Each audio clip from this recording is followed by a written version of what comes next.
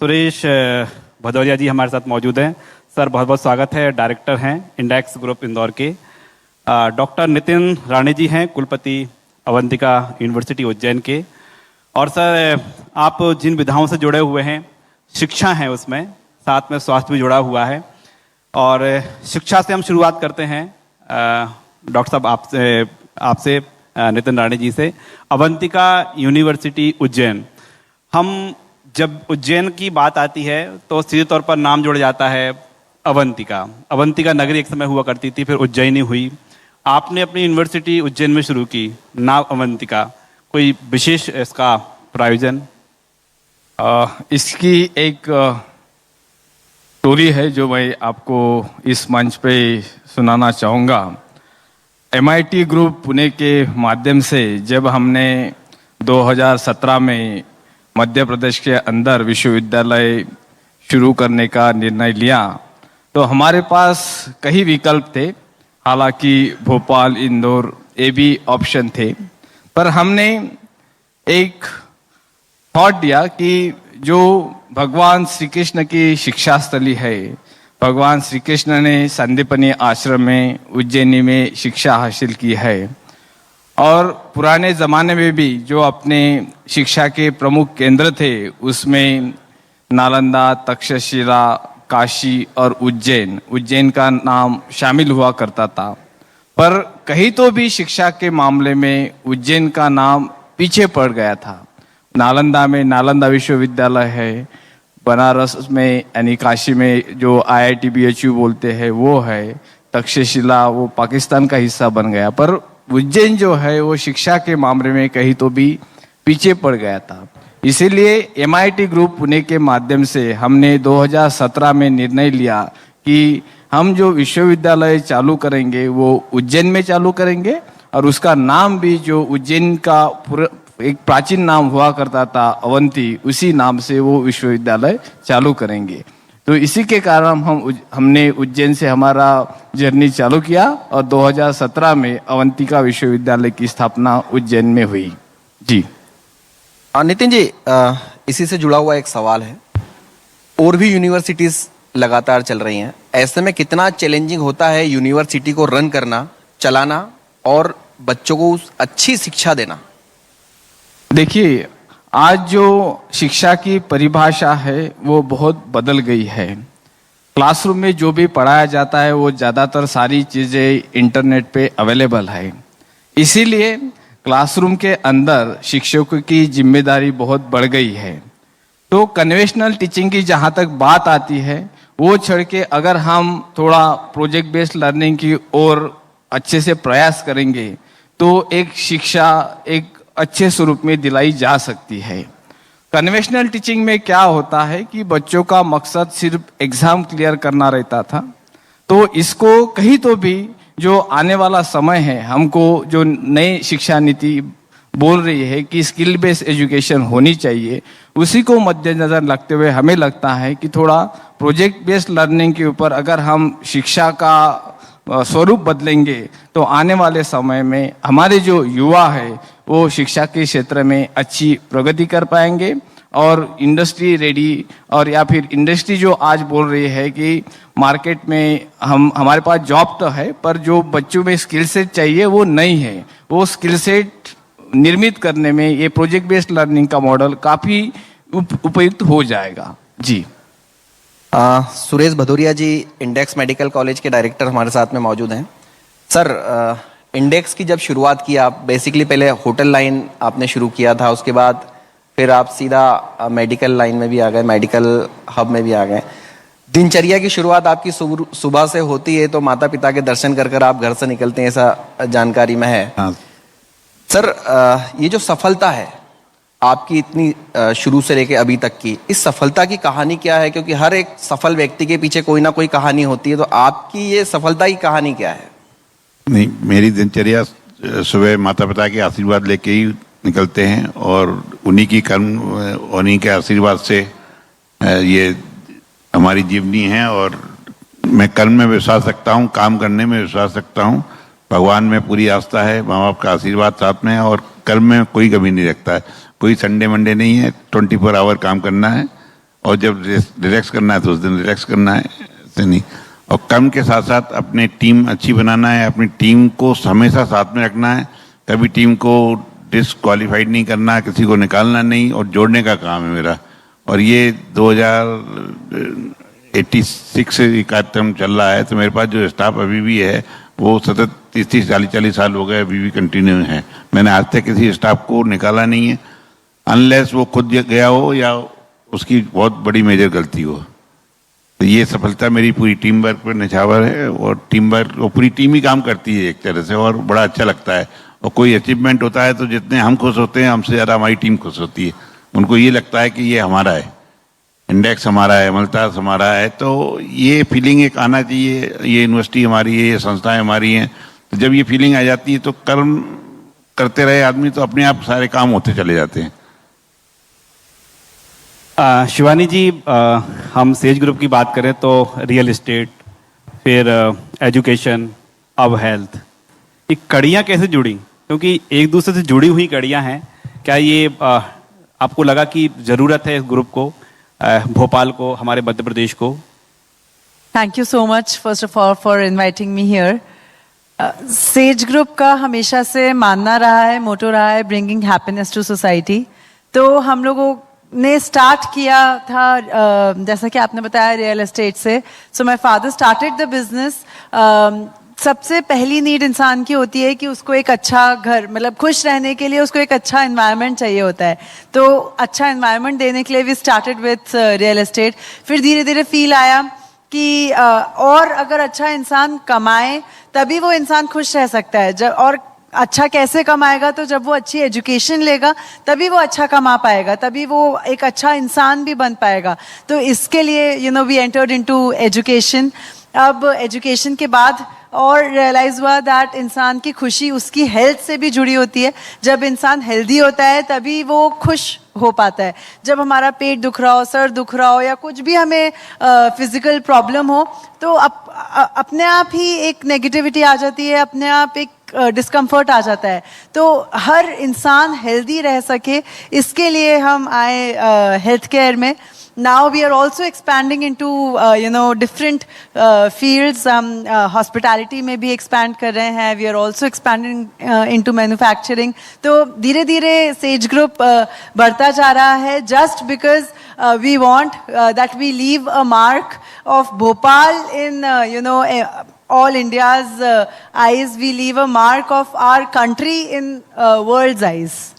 जब says group अपनी एक एक सीढ़ी चढ़ रहा था, रियल एस्टेट, फिर एजुकेशन, हेल्थ, आप भी बड़े हो रहे थे, अब टीनेज की पार कर चुके हैं आपने क्या देखा कि अब वो हो चुका है सब कुछ भोपाल में, मध्य प्रदेश में जो जरूरी है, या हम विजन की बात करें, बहुत कुछ और अभी बाकी है? बिल्कुल, आई बिलीव दैट हम बहुत आगे आए हैं, लेकिन अभी बहुत लंबा रास्ता और बचा है, क्योंकि India as a country is a developing country. हमें डेवलपिंग कंट्री से डेवलप्ड कंट्री की तरफ आगे बढ़ना है, और इस अचीवमेंट को लेने के लिए there are so many things that needs to go into place, जो कि हम लोगों को as respectable citizens, as responsible citizens करना है। और इसी डायरेक्शन में सेज ग्रुप भी आगे बढ़ता जा रहा है, क्योंकि बेसिक इंफ्रास्ट्रक्चर जो एक कंट्री में होना चाहिए, वो ही अगर मिसिंग रहेगा तो कभी भी कंट्री प्रोग्रेस नहीं कर पाएगी। तो वो basic infrastructure of good health care system, good education system, good living standards, good hospitality, जो कि हमारी कंट्री की, अभी हम बहुत वर्ल्ड वाइड भी घूमते रहते हैं, तो यूरोप और US, everywhere we have been, हम सब जगह से हॉस्पिटैलिटी में आगे हैं। तो अपना उस परचम को देश तक तो है ही, पूरे विश्व तक फैलाना है, ये मोटिव है। जैसे जैसे हम आगे बढ़ेंगे वैसे वैसा हमारा देश आगे बढ़ेगा।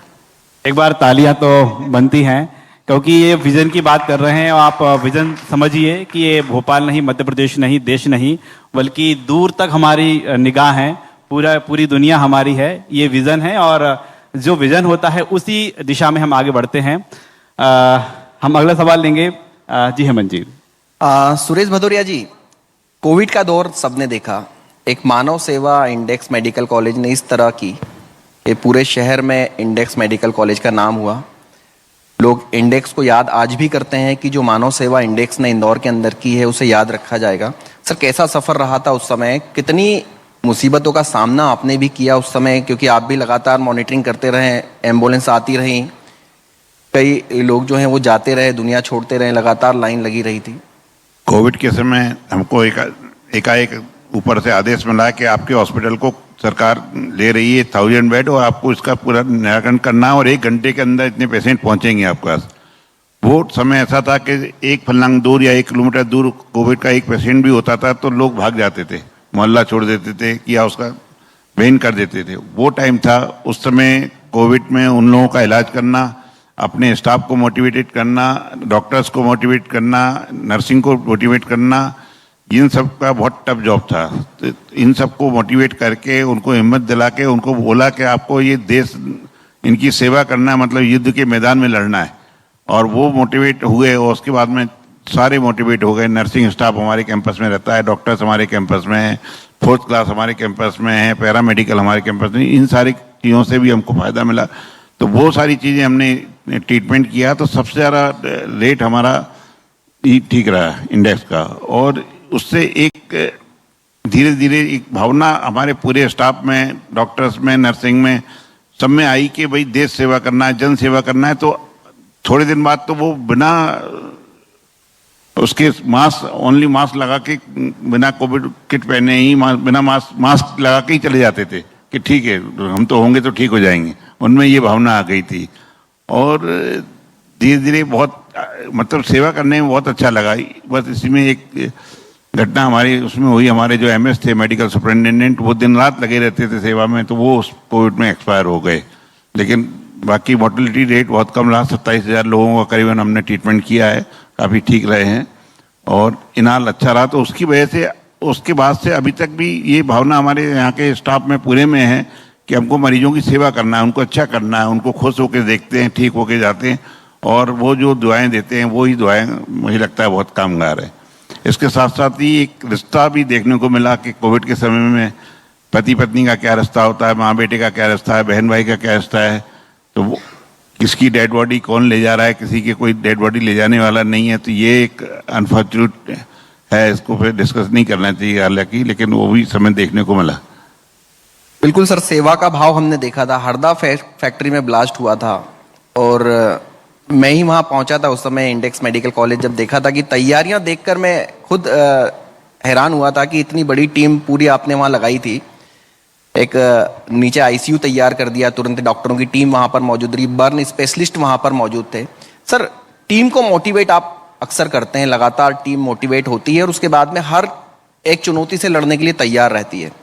सर, टीम को कैसे आप मोटिवेट करते हैं कि टीम हमेशा हर चुनौती से लड़ने के लिए तैयार होती है आपकी?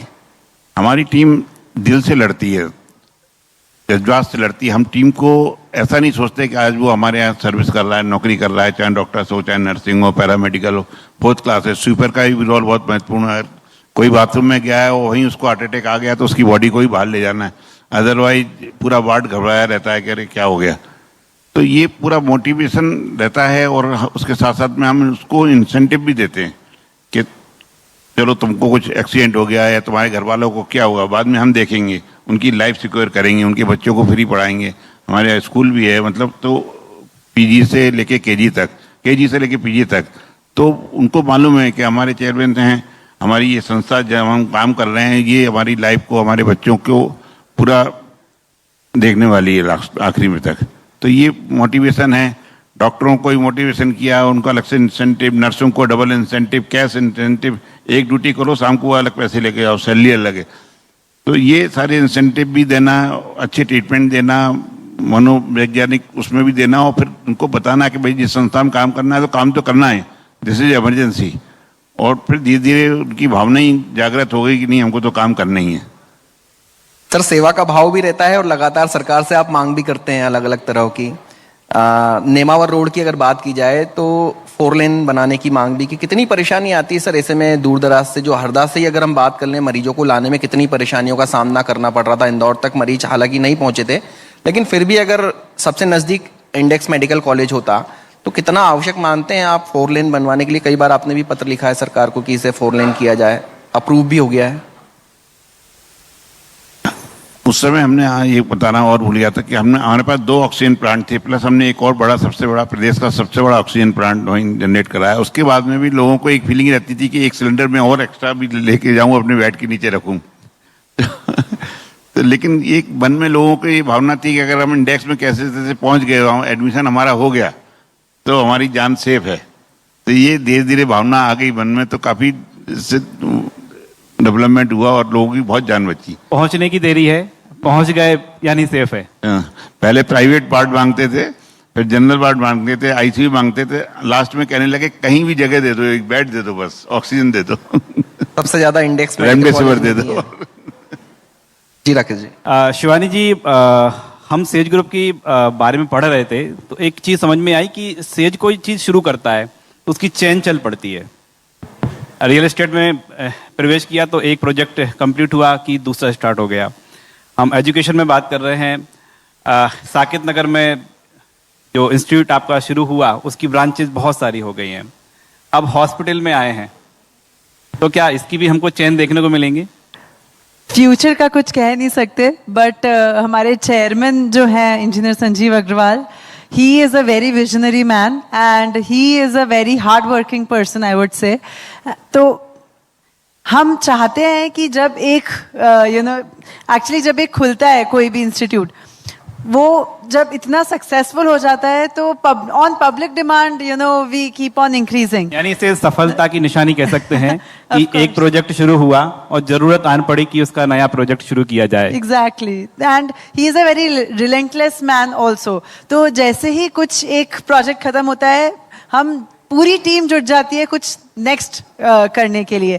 तो जरूरी नहीं है कि नेक्स्ट उसी फील्ड का हो, that is why we have also diversifying since always, because हमें लगा कि सिटी को भी ज़रूरत है, हमारे स्टेट को भी ज़रूरत है डाइवर्सिफिकेशन की, और अलग अलग सेक्टर्स में जैसे अपोलो को हम लेकर आए भोपाल में हेल्थ केयर में, क्योंकि हमें लगा कि सिटी को ज़रूरत है एक नेशनल लेवल ब्रांड की हमारे सिटी में। In fact Apollo is the best health care brand in the whole wide world, not only in India. तो इसीलिए जहाँ हमें ज़रूरत दिखती है, जहाँ हमें अपॉर्चुनिटी दिखती है, we enter into that field. और कितना एक्सपैंड करना है वो तो लोग बताते हैं। हमने सेज ग्रुप को देखा, सेज ग्रुप के चेयरमैन संजीव अग्रवाल साहब को देखा, अब आपने सब होते हुए देखा है। अब शिवानी अग्रवाल जी क्या करने जा रही हैं, उनके मन में क्या विजन है? इसी जो प्रोजेक्ट चल रहे हैं इनको संभालेंगी या फिर और कुछ नया विजन है उनके मन में और कुछ नया देखने को मिलेगा? मेरा विजन एक है कि कोई भी चीज़ स्टार्ट करने में एफर्ट्स लगते हैं, बहुत मेहनत करनी पड़ती है, लेकिन एक बार जब आप ऊंचाई तक पहुंच जाए, वहाँ पर बने रहने में भी उतनी ही मेहनत लगती है और उतने ही एफर्ट्स लगते हैं। तो वहाँ पर हम बने रहें, अपनी क्वालिटी मेंटेन्ड रखें और वहाँ से एक्सपैंड करते जाएं और इम्प्रूव करते जाएं, ये मेरा विजन है। इसके साथ साथ जैसे टाइम चेंज हो रहा है, जैसे अब फिजिकल एजुकेशन से आगे बढ़ के ऑनलाइन एजुकेशन का सिलसिला चल पड़ा है, so we are also looking to expand into edtech, जो कि हम एक जगह बैठ के पूरे जगह के लोगों को, सभी जगह के लोगों को सर्व कर सके। आजकल वो जमाना है, तो टाइम के साथ चेंज जरूरी है, वही चेंज सेज ग्रुप भी कर रहा है।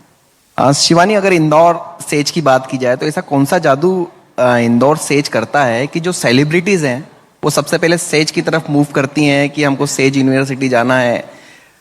क्या वो जादू है?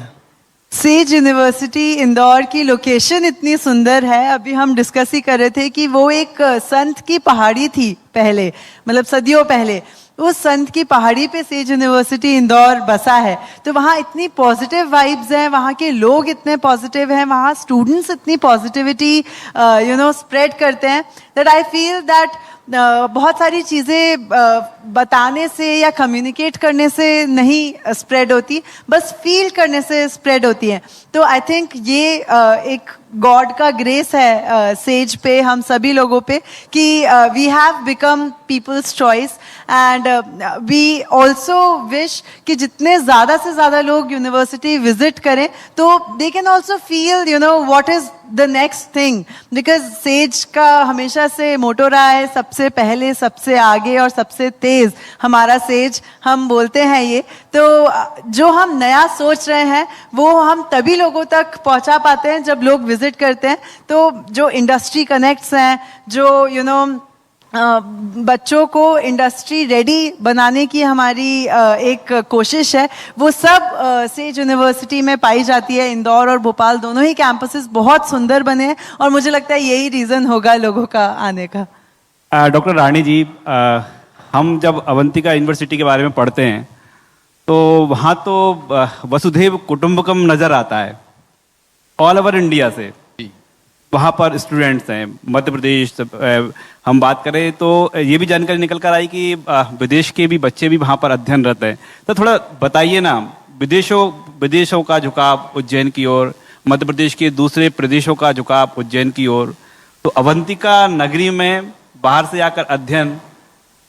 जी, बहुत अच्छा सवाल पूछा राकेश जी आपने। मध्य प्रदेश को अपने देश की धड़कन कहा जाता है, हृदय कहा जाता है, और देखा जाए तो अपना Madhya Pradesh area wise second largest state है, population wise fifth largest state है। और जो अवंतिका विश्वविद्यालय उज्जैन जब हमने 2017 में चालू किया तो वो एक ही आधार पे किया कि क्वालिटी बेस्ड एजुकेशन, और वो जो प्रोजेक्ट बेस्ड लर्निंग का मॉडल हमने वहाँ पे इम्प्लीमेंट किया है, उसके चलते आज विश्वविद्यालय में पूरे भारत भर से 24 स्टेट्स के बच्चे पढ़ रहे हैं, और खास करके मेट्रो 24 स्टेट्स। जी, एक बार तालियां। जी जी। अवंतिका यूनिवर्सिटी उज्जैन में 24 राज्यों के जो विद्यार्थी हैं वो अध्ययनरत हैं। जी सर। यूजुअल हमने ट्रेंड देता है कि छोटे शहर के बच्चे बड़े शहर में जाके पढ़ना पसंद करते हैं, पर ये ट्रेंड जो है वो उज्जैन ने, खास करके अगर आप कैंपस विजिट करेंगे तो हमारे यहाँ पे आपको पुणे, मुंबई, बेंगलोर, कोलकाता मेट्रो के बच्चे उज्जैन आके पढ़ना पसंद कर रहे हैं। और इसका एकमात्र कारण है जो हमारी टीचिंग पेडागॉजी है, जो हमने कल्चर वहाँ पे सेट किया है। जी सर, उल्टी गंगा बहा रखी है आपने तो। बड़े शहरों के बच्चे छोटे शहर में बहुत जरूरी है सर। क्या है कि अभी जो बड़े शहर है वहाँ पे इंडस्ट्री फ्लरिश हो रही है, एजुकेशन इंस्टीट्यूट फ्लरिश हो रहे हैं, बट जो सेकंड रैंकिंग के सिटीज है जैसे उज्जैन मैं बोलूँगा या बाकी डिस्ट्रिक्ट प्लेसेस है, वहाँ पे भी उतना ही विकास होना चाहिए जैसे आज मध्य प्रदेश में भोपाल और इंदौर का हो रहा है। इसीलिए हमने उज्जैन को चुना था सर। जी हाँ सर, उज्जैन एक भक्ति की जगह है, बाबा महाकाल वहाँ वास करते हैं। जो छात्र आपके वहाँ पर पढ़ने के लिए पहुँचते हैं, आजकल इंटरनेट का जो ज़माना है, इंटरनेट पर ही सब कुछ पढ़ना चाहते हैं, यूनिवर्सिटी या विश्वविद्यालय नहीं जाना चाहते हैं। क्या लग रहा है कि इंटरनेट एक आवश्यकता भी है, और कितना नुकसानदायक है उन छात्रों के लिए जो सिर्फ इंटरनेट पर निर्भर रहते हैं, यूनिवर्सिटीज़ नहीं पहुँचते हैं, उनको ये लगता है कि इंटरनेट पर सब कुछ मिल गया है, सिलेबस इंटरनेट पर है, हम इंटरनेट से सब कुछ कर लेंगे, और उसके बाद जब एग्जाम्स आते हैं मार्क्स उनके नज़र आ जाते हैं कि कैसे उन्होंने इंटरनेट पर पढ़ाई की थी। तो कितना आवश्यक मानते हैं कि स्टूडेंट्स जो है वो यूनिवर्सिटी तक पहुँचे? नो डाउट सर, इंटरनेट का महत्व तो बहुत ही है, पर उससे भी कहीं अधिक जो महत्व है वो गुरु का है। जब तक विद्यार्थी, जब तक छात्र क्लासरूम तक नहीं आएंगे, तब तक जो गुरु होता है वो उनको शिक्षा प्रदान नहीं कर सकता। हमने खास करके कोविड के कार्यकाल में देखा कि जो भी बच्चों ने ऑनलाइन के थ्रू शिक्षा हासिल की, तो हमने बहुत सारे उसमें जो कमियां दिखाई पड़ी। और ये जो अपनी जो शिक्षा प्रणाली है, शुरू से अगर देखेंगे हमारे यहाँ पे एक गुरुकुल शिक्षा प्रणाली हुआ करती थी। गुरु का अनन्य साधारण महत्व अपने अपने कल्चर में, अपनी संस्कृति में है। और क्या हो जाता है, जैसे मैंने बोला कि आज इंटरनेट पे तो सारा नॉलेज, सारा ज्ञान अवेलेबल है, पर गुरु जो क्लास में, जो टीचर जो क्लास में उसके अनुभव जो बच्चों को शेयर करता है, जो बताता है, वो किसी भी इंटरनेट पे अवेलेबल नहीं है। इसीलिए मैं हमेशा बच्चों को बोलता हूँ कि इंटरनेट के सिवा अगर आप आपके गुरु से, आप आपके टीचर से ज्यादा सीखोगे, वो आपके जीवन में काम आएगा, क्योंकि वो उनके एक्सपीरियंस के बेसिस पे होगा, जिसकी आज बच्चों को बहुत आवश्यकता है। जी सुरेश भदौरिया जी, सर जो आप जिक्र कर रहे थे कि कोई मरीज है, कोई अचानक से घायल हुआ है, तो देरी इस बात को लेकर है कि वो कब तक पहुंचा, इंडेक्स के जो परिसर में पहुंच गया मतलब सुरक्षित है वो। ये जो भरोसा होता है कि सेफ हाथों में है हम, मरीज को, मरीज के परिजनों को, अचानक घटना हो गई उसके परिवार को, ये भरोसा जीतने में सालों लग जाते हैं। ये भरोसा कैसे जीता?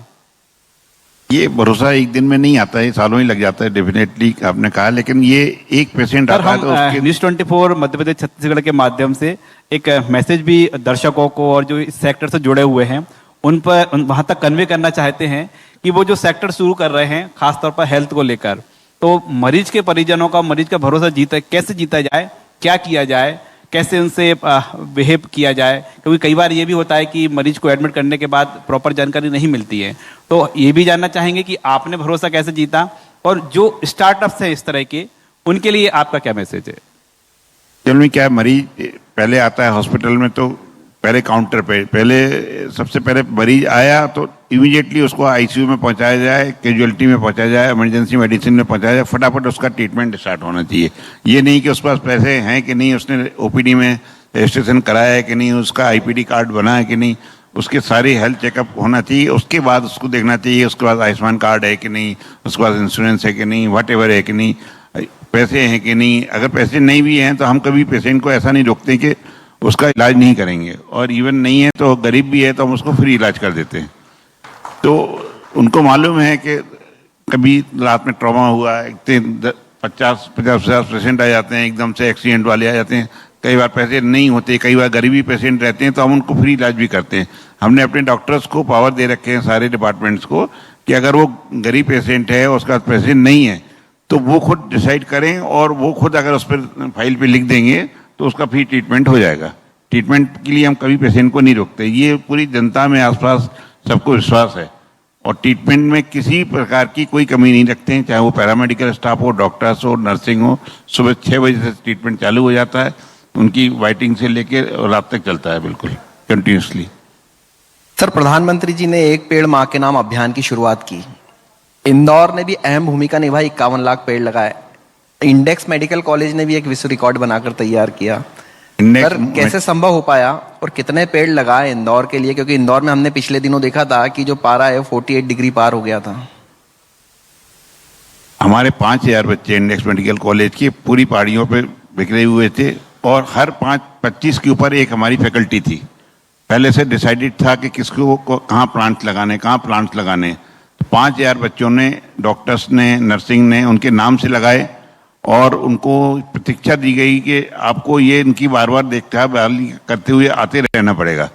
और उन्होंने 5000 तो उन्होंने लगाए, बल्कि उनके 1 से 2 प्लांट लगाए, नहीं हम एक और लगाएंगे, हम एक और। ये कंपटीशन रहा, और माननीय कैलाश जी के नेतृत्व में, मोहन यादव जी के नेतृत्व में हम लोगों ने ये 61 लाख पौधे लगाने का गोल अचीव किया। इंदौर की जनता का, सभी संगठनों का इसमें सहयोग रहा, और मन से सहयोग रहा कि आम पब्लिक का ये वो था कि इसको अचीव करना है। हमारे चेयरमैन सर ने भी एक पेड़ बेटी के नाम लगाने की अभियान की एक शुरुआत की थी, जो इस अभियान से पहले था। और आज भी वो ये कहते हैं कि एक पेड़ बेटी के नाम के साथ अब एक पेड़ माँ के नाम भी लगाएं। बहुत बढ़िया। मेरे लगता है कि आपके चेयरमैन साहब के और मेरे विचार काफी मिलते जुलते हैं। मुझे मालूम पड़ा है कि आपके चेयरमैन साहब का भी यही विजन है, वो कभी अपने स्टाफ को अपने से दूर अलग नहीं करते। जो उसका गोल होता है उसको वो देते हैं और उसको अपग्रेड ही करते हैं। हमारे साथ शिक्षा और हेल्थ के अनुभव, हम कह सकते हैं कि जो निचोड़ है, एक लंबा अनुभव रहा है, वो लोग हमारे साथ मौजूद हैं, और यंगस्टर्स भी हैं। सर, न्यूज 24 मध्य प्रदेश छत्तीसगढ़ के इस मंच से हमारे मध्य प्रदेश के वासियों को शिक्षा और स्वास्थ्य, एजुकेशन, हेल्थ को लेकर क्या मैसेज देंगे सर? तीनों हमारे अतिथियों से अनुरोध है। जी सर, राणे सर। जी, मैं अभी 12वीं के रिजल्ट डिक्लेयर हुए हैं, और न्यूज़ 24 के मंच से सभी छात्रा छात्राओं को मैं निवेदन करना चाहूँगा कि आने वाली जो पढ़ाई आप करने जा रहे हैं वो आपके जीवन को बदलाव देने में मददगार होने वाली है। इसलिए आप जो भी क्षेत्र चुनने जा रहे हैं, ये जरूर देखिए कि वो क्षेत्र में आपकी रुचि है या नहीं है, और वो जो क्षेत्र आप चुनने जा रहे हैं, जिस महाविद्यालय से आप शिक्षा ले रहे हैं, शिक्षा प्राप्त कर रहे हैं, वो महाविद्यालय या यूनिवर्सिटी वो भी आपका जीवन बदलाव करने में बहुत मददगार होने वाली है। इसलिए जो भी आप विश्वविद्यालय चुनेंगे, उसका चुनते वक्त कुछ बातों का आप विशेष करके ख्याल रखिए। नंबर 1, जो विश्वविद्यालय आप चुनेंगे वहाँ का फीडबैक कैसा है, इसके लिए वहाँ पे जो बच्चे पढ़ रहे हैं या जो बच्चे वहाँ से पास आउट हुए हैं, उनके साथ जाके वार्तालाप करिए। दूसरी चीज, वहाँ का फैकल्टी रेपुटेशन कैसा है, कि वहाँ पे जो पढ़ाने के लिए फैकल्टी आ रही है, खास करके गेस्ट फैकल्टी, विजिटिंग फैकल्टी या रेगुलर फैकल्टी, उनका बैकग्राउंड कैसा है। क्योंकि मैं मानता हूँ कि विश्वविद्यालय को या छात्राओं को जो पूर्णतः परिवर्तित करने की जो जिम्मेदारी होती है वो फैकल्टी की होती है। अगर फैकल्टी अच्छी क्वालिटी की रहेगी तो जरूर आपको अच्छी शिक्षा मिलेगी। तीसरी और इम्पोर्टेंट जो चीज होती है कि वहाँ के प्लेसमेंट रिकॉर्ड्स कैसे हैं, कौन सी कंपनीज वहाँ पे प्लेसमेंट के लिए आ रही है, और बाकी सारी चीजें। और चौथा और इम्पोर्टेंट कि वहाँ का एल्यूमिनी रिकॉर्ड्स कैसा है, ताकि कितने वर्षों से वो संस्था उच्च शिक्षा के क्षेत्र में कार्यरत कर रही है, ये सारी चीजें। अगर ये 4 चीजों का कोई भी छात्र छात्राएं ध्यान रखेंगे तो मैं मानता हूँ कि उनका आने वाले समय में जो भी वो शिक्षा प्राप्त करेंगे, जो भी विश्वविद्यालय से डिग्री करेंगे, उनको उनके जीवन में बदलाव देने में मददगार होगी। जी धन्यवाद। जी भदौरिया सर। आज का टाइम अवेयरनेस का है, स्टूडेंट खुद अवेयर काफ़ी हैं, पेरेंट्स काफ़ी अवेयर हैं अपनी हेल्थ के प्रति, अपनी शिक्षा के प्रति, इवन अपने बच्चों के प्रति बहुत अवेयर हैं। पहले ज़माने में पेरेंट्स पैसे इकट्ठा कर करके बड़ा होते हुए रोक के रखते थे कि 10-20-50 लाख रुपए रखेंगे, जो बच्चे बड़े होंगे तो उनको देंगे कि भाई ये अपना व्यापार करेंगे, नौकरी करेंगे या कहीं पैसे लगने होंगे। लेकिन अब वो टाइम चेंज हो गया है, अब वो टाइम खत्म हो गया है। बच्चे बहुत अवेयर हैं, पेरेंट्स बहुत अवेयर हैं। सबसे पहले अच्छी शिक्षा देते हैं, भले ही उनके पास कम खाने को हो, कम बचाने को हो, या बचा भी नहीं पाए, कर्ज लेके भी अपने बच्चों को अच्छी शिक्षा देते हैं। सेकंड, आजकल वो बहुत अवेयर हैं, गरीब हैं तो आयुष्मान कार्ड बनवाते हैं, थोड़ा बहुत भी सर्विस क्लास हैं तो इंश्योरेंस लेते हैं। क्योंकि एक सामान्य परिवार में अगर एक एक्सीडेंट हो जाए और उसके पास में पैसे का कोई साधन नहीं है, तो एक एक्सीडेंट में ही या उसके मदर फादर कोई बीमार हो जाए तो उसकी ज़िंदगी भर की जमा पूंजी चली जाती है। तो आज के टाइम में बहुत अवेयर हैं, पेरेंट्स बहुत अवेयर हैं, स्टूडेंट बहुत अवेयर हैं अपनी शिक्षा के प्रति, स्वास्थ्य के प्रति। अच्छी शिक्षा पालने हैं तो स्टूडेंट को अच्छे स्किल बेस्ड कार्यक्रम में जाना चाहिए, जिससे उनको तुरंत ही एग्जाम के बाद में इमीडिएटली जॉब मिल सके, अपने स्किल डेवलपमेंट कर सकें, अपना इंडस्ट्री लगा सकें, व्हाटएवर कर सकें। तो बच्चे होशियार हैं, पेरेंट्स भी बहुत होशियार हैं, तो मुझे लगता है कि ये देश की तरक्की में इसका भी बहुत अहम योगदान है। और माननीय मोदी जी के नेतृत्व में जो स्किल डेवलपमेंट के प्रोग्राम चल रहे हैं, ये बहुत ही अच्छा और काफ़ी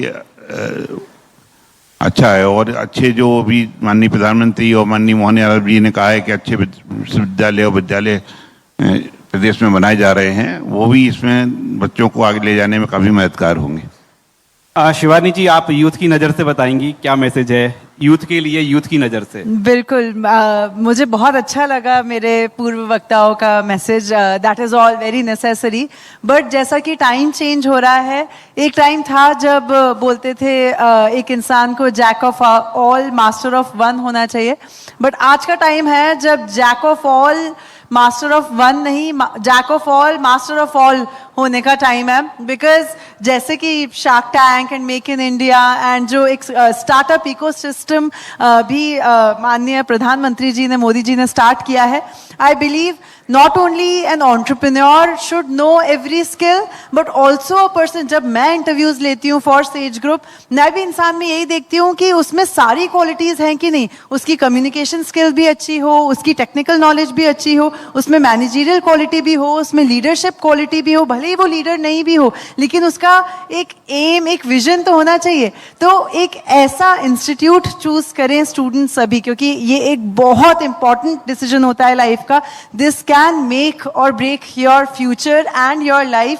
हम हैप्पीनेस इंडेक्स पे वर्क करते हैं, and I believe that this decision is one of the most important decisions which can make a person happy throughout the life।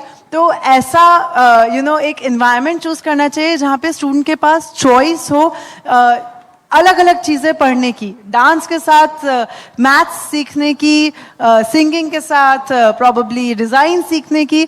Multi disciplinary education का जमाना है एंड लिबरल एजुकेशन का ज़माना है। तो इसीलिए सेज यूनिवर्सिटी मानता है कि we should not bound student towards just learning computer science. मेरा यही विश्वास है कि जब जो आगे फ्यूचर रेडी हम बोल रहे हैं, इंडस्ट्री रेडी बच्चे बोल रहे हैं, वो industry readiness is all about making your self ready for all the streams and not just one stream. So that is the most important thing that all the students should be aiming towards now. एक बार जोरदार तालियां हमारे visionaries के लिए। और visionaries of Madhya Pradesh पर चर्चा का दौर जारी रहेगा। फिलहाल आप तीनों का बहुत बहुत शुक्रिया, बहुत बहुत धन्यवाद।